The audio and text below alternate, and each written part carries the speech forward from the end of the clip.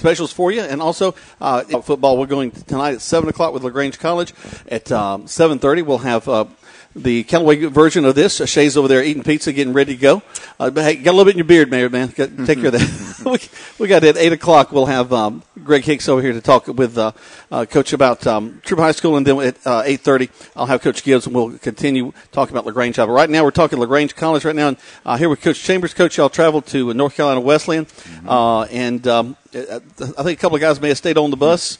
It was kind of pretty rough time when y'all got up there, falling to North Carolina Wesleyan by a score of 35-14. Yeah, it was a rough day, and it started, I think immediately when we got off the bus, I thought our guys, they looked over and truly the guys were bigger, and they had a lot more guys on their team than we did, and for some reason it felt like it was an intimidation factor. And how many of y'all traveled with, Coach? We traveled 62 players, and I think they dressed about 168. Wow. So of course, 50 of them were defense. So. Oh, yeah. So, our guys, we got a lot of young guys on our team, and, that's one thing, getting off the bus and you see it. It's another thing to get out there and you play with some of those guys who are really big, and we just got intimidated early and we couldn't bounce back. The previous ball game, we had 4 scores, kind of run off there. Kind of North Carolina Wesleyan played that back on us. I think series after series they were able to score. We're just not able to answer back. No, we started out, we started the game. I wanted to take the ball and see if we can get something started. Immediately, first down, the ball snaps right over our head, and that was a downer. We got it back on third down, and we thought we had a chance to complete a pass, and it didn't happen. So, immediately you go 3 and out, and defensively, they go down and score. Right. That was a downer for us, and we just couldn't bounce back from that point. They scored, every possession in the first half, and, we only played 18, 19 snaps on offense in the first half, and, that's not going to cut it. We got to be better. We got to do a better job of sustaining drives on offense, and defensively, we just got to find ways to stop the run. Well, just the stats. You hate to say it, stats don't lie sometimes. Yeah. They doubled us up almost on total offense. We've had 44 plays for 219 yards, and they had 78 plays for 518. I knew going into this game it was going to be a tough proposition for us to stop their running game. Their running play was power. They got in 21 personnel. You don't see that very often. They got in power formation, and they really just ran power the whole game, and we couldn't stop it. They ran the ball 50 times for almost 300 yards. Well, and you think about what an offense like that does for you. You're turning clock. You're keeping your defense on the sideline. They get to rest.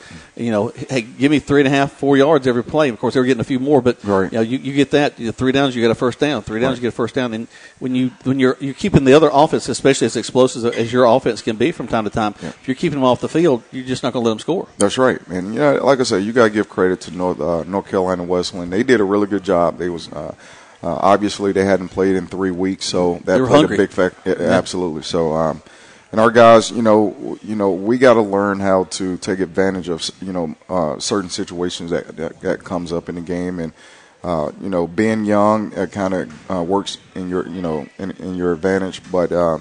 We got to grow up, and we got to understand we took a loss, and we got to bounce back and find a way to get a win. We'll talk about the conference, kind of what that looks like across there. We'll talk about some standouts of the game. Talk about we did put some points on the board late in the ball game.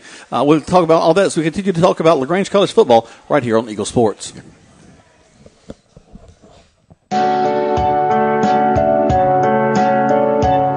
Everywhere you look on your campus, some event is happening, and that's the way you want it. But keeping your active campus clean and looking its best isn't easy. Nonetheless, National makes it look easy. Low staff turnover and a commitment to excellence allow National to ensure your campus from top to bottom, inside and out, is always perfect and spotless. Parents and students alike give us a 4.0, and we settle for nothing less. You'll like having National on the job. Visit us at teamnational.com to see what National can do for you.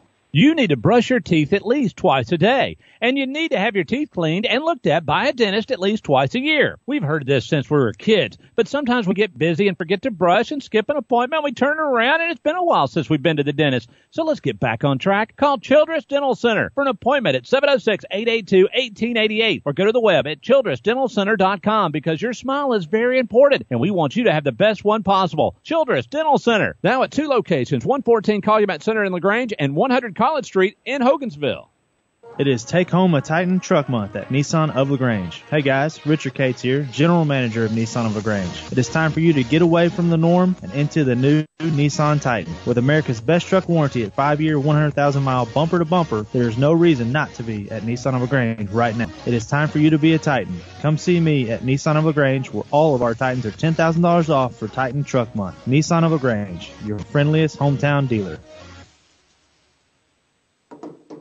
If you want to scale a mountain, buy boots.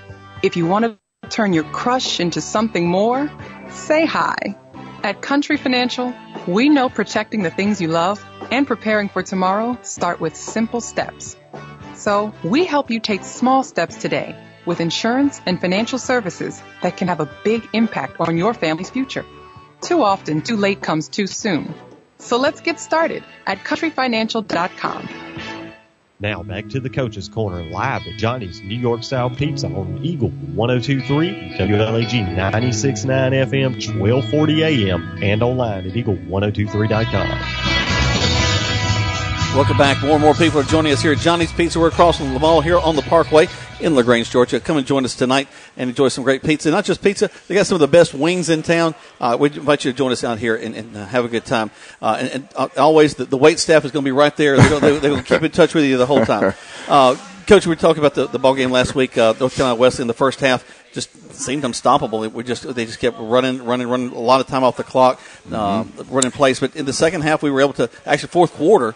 Able to get a little bit going. Perkins kind of stepped in and was able to get a run into the end zone for a touchdown, about a little 12-yard run, and then also spreading the ball out a little bit. Again, multiple receivers that we work with, but then Sapp gets a chance to go in the end zone as well. Right, and, defensively, I'm going to talk about offense here in a second, but defensively, we was relieved when we got to stop. So we got to stop. We had an opportunity, to put points on the board, and we did later in the fourth quarter. Also in the red zone, we had a turnover, so we could have had 21 points, and we just left it out there. We threw an interception on the 4-yard line, and that kind of deflated us once again. But I felt good that our players did not quit. I thought they did a good job late in the game, even with the score being what it was. We found ways to try to get the ball in the end zone. You had to, of course, punt the ball. Still not get quite the distance we want. I think in the special teams didn't really flip the field. Right. I mean, not a bad punt in the game, but you're only average about 30, 40 yards per punt. And when we're not getting the ball moved this much, we really got to get that ball way down the field. Absolutely. With the way they play offense and getting the ball deep in their territory, getting the ball back was pretty much null and void at the time, but they did a great job with their offense, and they played a flawless game. They was very balanced early in the game. Run pass. Our guys, we just didn't step up to the challenge, and we got to do better, and we're going to do better. Well, they are a team, that, as you mentioned, though, that had not really played anything meaningful in 3 weeks. So these guys were really ready to set. So you're not dealing with any injury. That's right. You've had a chance to get your – one of the things I think that people forget about for y'all in Division III, actually in all college football right now, is that the amount of practice time